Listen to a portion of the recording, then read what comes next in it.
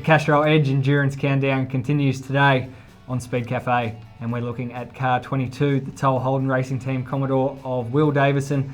And question mark, as we film this video, there is no exact confirmation. However, word suggests that David Reynolds is probably a good chance to drive car 22. What's your feelings? It would seem to be that's the case. Relatively similar in size, which is always an issue for the endurance races. Yeah. Dave, of course, has been not driving this year on a full-time basis. He was put to the bench by Walkinshaw Racing.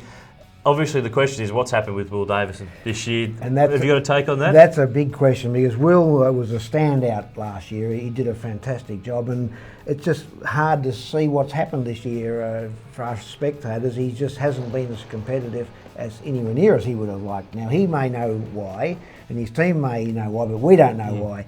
And rarely does a driver go off, so I suspect it's something to do with the way the car is set up or something like that. But they've got a lot of work to do, and David's got a lot of work to do to hand it back. You know, if they get it all right in Will's favour, then David's, you know, the pressure's right on him to match. I think Reynolds could be a big surprise here. I mean, he was full-time with the Bundy Red team last year, finished on the lead lap with Andy Priaulx at Bathurst last year.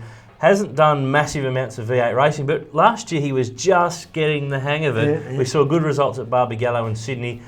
I don't think you can put them in that sphere of the top 4 or 5 purely on the form of 2010 so far, but as we've said before, the form guide for this year and the 16 races before the Enduros generally goes out the window. So if you're Will Davison, you don't forget how to win Bathurst. The guy won both the Enduros last year. Yeah. This time, he doesn't have Garth Tander with him. He's got David Reynolds, so he's got to take a bit more ownership of this. But similar comments here. David's got pressure because Will be competitive. He'll be up the top end of the leaderboard in the practices and the lead-up days, and that puts pressure on the co-driver. As long as the co-driver doesn't do anything silly and just keeps remembering what he's got to do. But it's a real unknown quantity, this particular entry.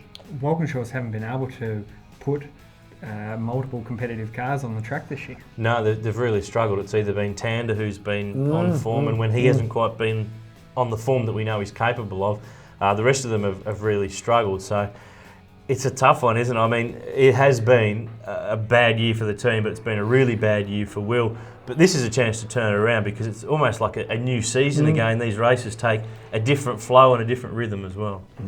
That's car 22. Will Davison and perhaps David Reynolds. Perhaps Larry Perkins, Grant Rowley, Aaron Noon. I don't think it probably will be that. And I don't think it'll be that. No. You're on the Castrol Edge Endurance Countdown.